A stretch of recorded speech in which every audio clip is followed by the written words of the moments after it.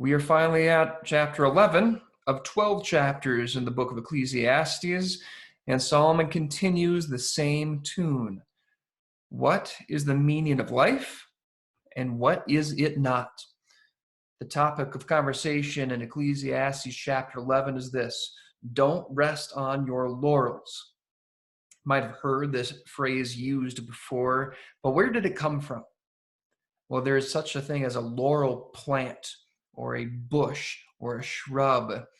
And back in the day, the Greeks and the Romans used to crown the victors of races or generals who came back from a war with laurel wreaths around their heads. And those laurel wreaths around their heads were like the trophies that they had won. Don't rest on your laurels means don't rely on your past achievements and successes, because that's not really going to work for you. You have to keep working at it and keep working hard. So the main point in chapter 11 is this: some people may have had some past success, but that does not guarantee an equal amount of achievements in the future. Here's the key verse to summarize that point.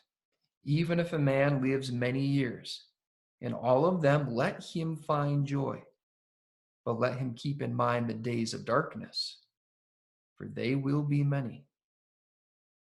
Solomon understands from experience that regardless of the successes and achievements that you might have under your belt, there can be many dark days to come, because this is a sinful world. We live in a sinful place, and bad things and evil things can happen in a moment.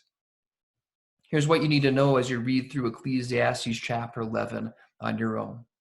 You can't predict the future, and because you can't, you don't know if what you have already gained will last. You might have a nice stockpile of things. You might have some wonderful blessings that you are enjoying right now, but you cannot guarantee that they are going to last any more than today. So keep working hard. Don't be lazy about it. Solomon reminds us of that a couple times in chapter 11 as well. There are some other things that you need to know in chapter 11, and that's about youth, especially at the end of this chapter. Solomon remembers when he was younger. He wants the younger generations to have fun, but then he says, remember that your youth and your strength and your vigor and your enthusiasm, those are not going to last long. You're going to get old someday soon too, so enjoy it now before it's gone. The meaning of life, according to Ecclesiastes chapter 11, it's not relying on past achievements as long as you can. It's nice to kind of look back and how the Lord has blessed you in the years that you have lived on this earth, but you can't rely on that.